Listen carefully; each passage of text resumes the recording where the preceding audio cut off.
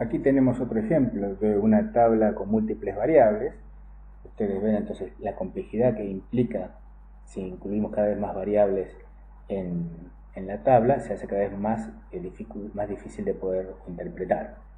En este caso, educación común, unidades educativas y matrículas. Fíjense que en la columna madre tenemos nivel de enseñanza, que es la variable cualitativa ordinal.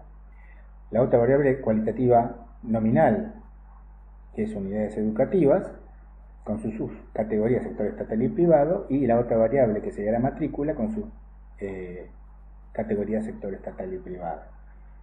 Como tenemos más de dos variables en esta tabla, claramente no es necesario o no es posible poner totales.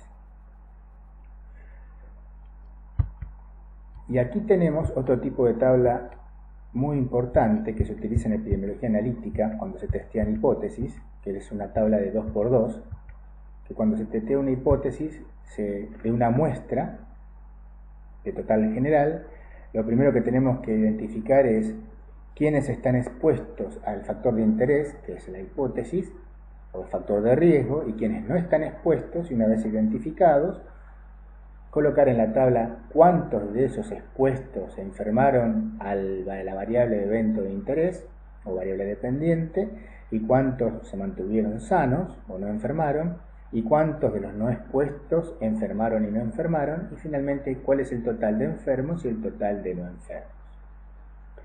Esto se llama tabla de 2×2 porque tiene dos filas, dos columnas, y quizá haya otras tablas que son 2×n, 2 columnas por n filas según el tipo de estudio.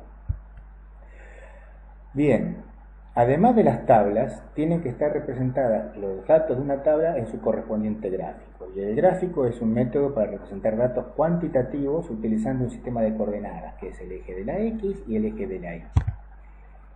El gráfico tiene que autoexplicarse como la tabla, o sea, que tiene que estar claro el título, qué, dónde, cuándo, cuáles son las variables, las líneas, los ejes y las escalas, todo tiene que estar perfectamente expresado y detallado para poder autoexplicarse. Entonces el título es muy importante. En el eje de la X van las categorías de la variable y en el eje de la Y la frecuencia que se quiere representar, o frecuencia absoluta, un porcentual, una tasa de incidencia, una tasa de mortalidad, etcétera, etcétera. Y a su vez las subcategorías de la variable se representan con leyendas que se pueden representar diferentes colores o diferentes diseños para poder diferenciarlos, eventualmente si se trabaja en blanco y negro. Y además claramente la fuente y cualquier otra nota o llamada que sea de interés. Aquí hay diferentes explicaciones que pueden ver.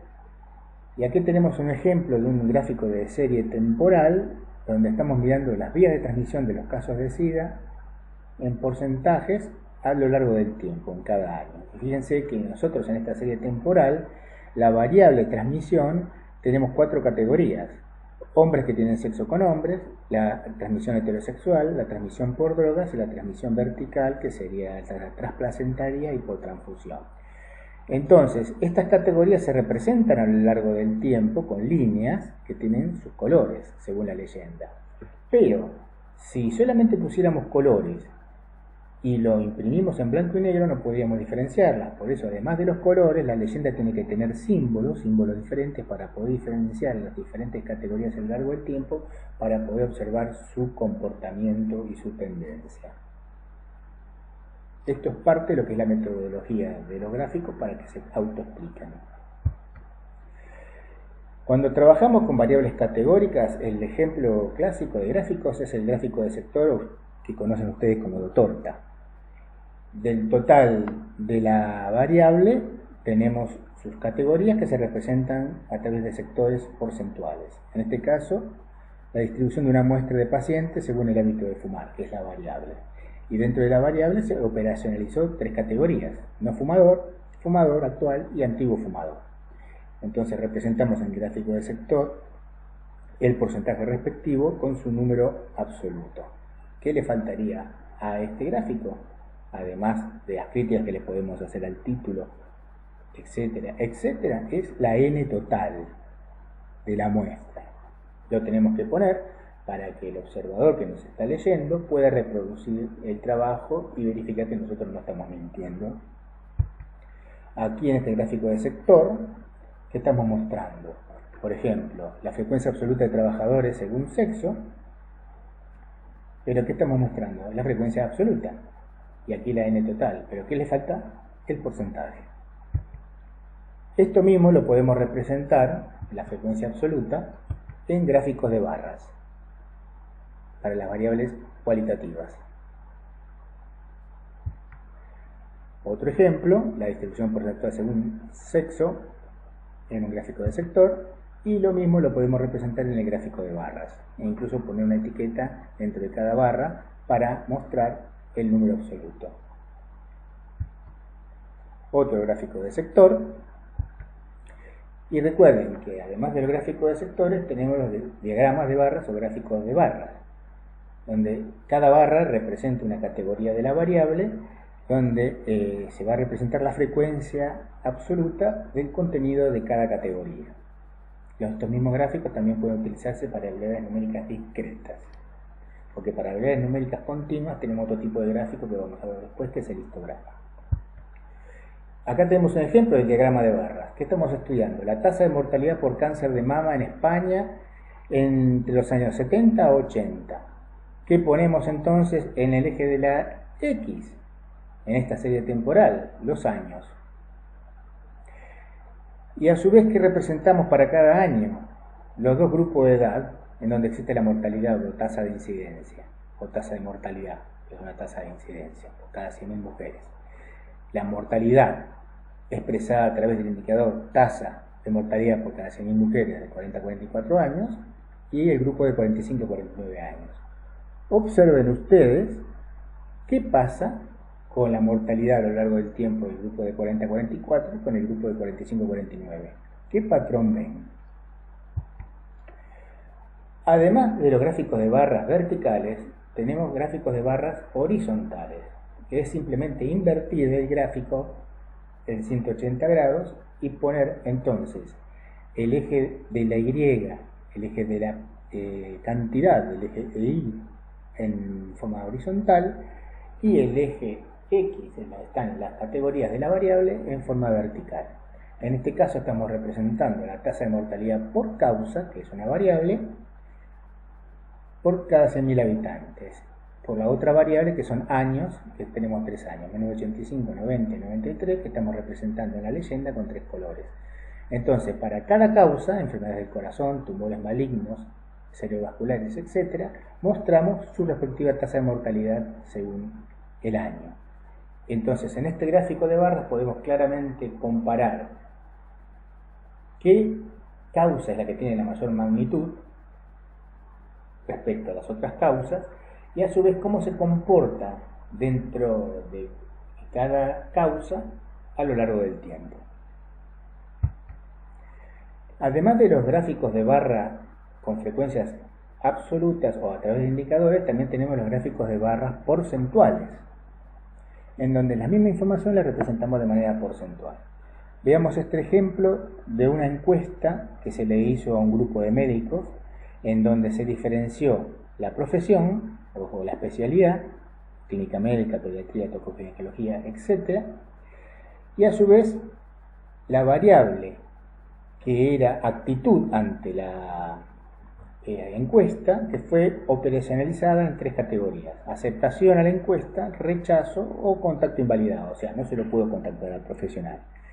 Si hubiéramos hecho un gráfico de barras simple, con números absolutos, ¿qué tendríamos que haber hecho? Para cada categoría de la variable especialidad, tendríamos que haber tenido una barra verde, una barra roja y una barra amarilla. De esta manera, a través del gráfico de barras porcentuales, representamos todo en una sola barra, en donde claramente podemos ver el patrón de qué categoría de la variable predominó y qué profesiones aceptaron más o menos la encuesta y quiénes más o menos rechazaron. Volvemos entonces, recuerden entonces, que cuando tenemos gráfico de variables cualitativas, el gráfico de barras también es muy importante. En el eje de la Y siempre la frecuencia, y en el eje de la X las categorías de la variable y las subcategorías. O también se puede representar en este caso dos categorías, como son por ejemplo, o mejor dicho, dos variables, como aquí por ejemplo la edad, y a su vez dentro de la edad las diferentes regiones expresadas a través de los colores o diseños, como se prefiera. Además de los gráficos y tablas para variables cualitativas nominales, también existen las variables cualitativas ordinales. Y en este caso, las variables cualitativas ordinales, cuando se grafican, tienen que respetarse el orden jerárquico de la misma. Aquí tenemos un gráfico donde estamos mostrando la frecuencia de la instrucción de la madre en números absolutos a través de las diferentes categorías de la variable ordinal, que es instrucción formal, de analfabeto a, por ejemplo, ignorado. La misma información en este segundo gráfico se representa según la frecuencia de cada categoría. ¿Cuál es el gráfico correcto y el incorrecto? El que respetó el orden jerárquico de la variable. Muy bien, como dijimos, siempre que tenemos una tabla bivariada, también vamos a tener que representar las dos variables en un gráfico de barras, en este caso las muertes infantiles según sexo y edad al fallecer, en donde acá estamos representando estas variables en forma absoluta de muertes, en donde tenemos en el eje de la X la mortalidad infantil a través de sus dos categorías, neonatal y postneonatal, y a su vez cada una de ellas a través de la otra variable que es sexo. También podemos decidir representar esta misma información a través de gráficos porcentuales. Entonces solamente tenemos dos barras en donde dentro de la misma barra representan los dos sexos de manera porcentual.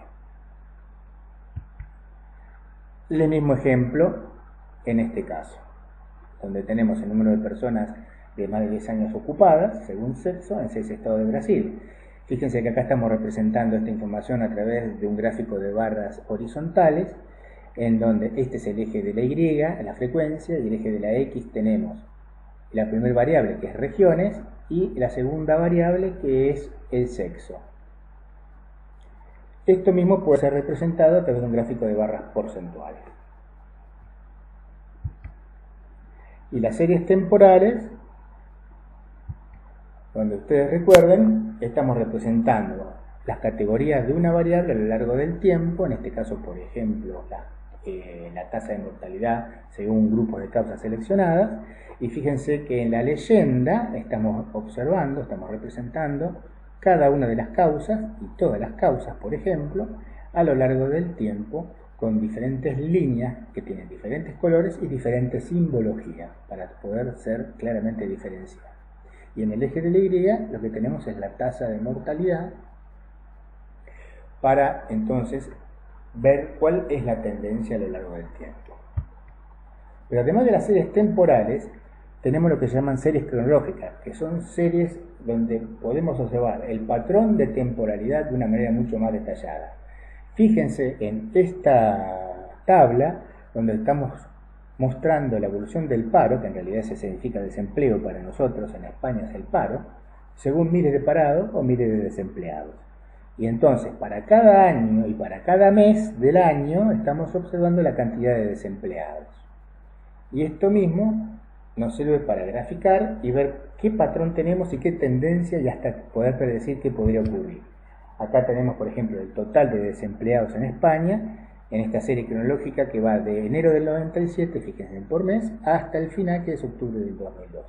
Y viendo a lo largo de este tiempo detallado qué pasó con la tasa de desempleo y cuándo rompe la tendencia, para poder predecir qué va a ocurrir. Otros ejemplos, y acá quería mostrarles este gráfico también que es posible hacer, que es el gráfico de doble entrada o doble eje, que es un gráfico en donde nosotros podemos representar dos variables de manera diferente, con diferentes escalas. En este caso, fíjense, notificación de hepatitis A, casos y tasa de incidencia por 100.000 habitantes en Buenos Aires, residentes, en este periodo. Entonces, ¿qué representamos en el eje de la X? El periodo, o sea, cada año, pero necesitamos representar los casos de una manera y a su vez las tasas que tienen otra escala. Los casos se representan en el eje principal como una frecuencia absoluta a través de barras, y el eje secundario nos permite presentar la tasa de incidencia que tiene otra escala por 100.000 habitantes y a través de otra simbología que es la línea. Entonces podemos ver para cada año el número absoluto y la tasa de incidencia respectiva.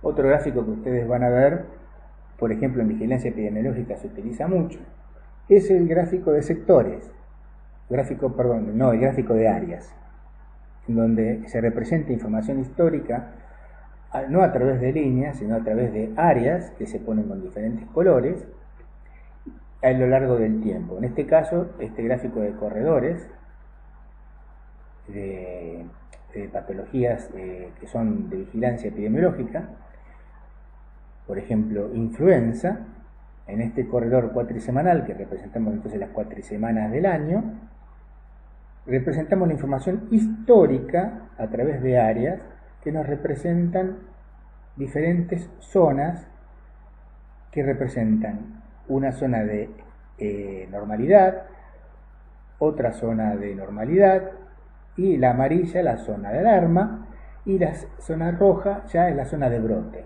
Y la línea azul que ustedes tienen es el monitoreo de la influenza para el presente año, estaríamos estudiando en el ejemplo, a lo largo del tiempo.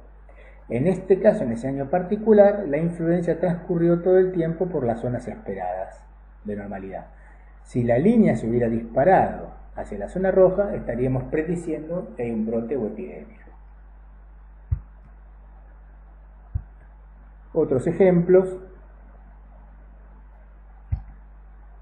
y otros ejemplos para que ustedes estudien.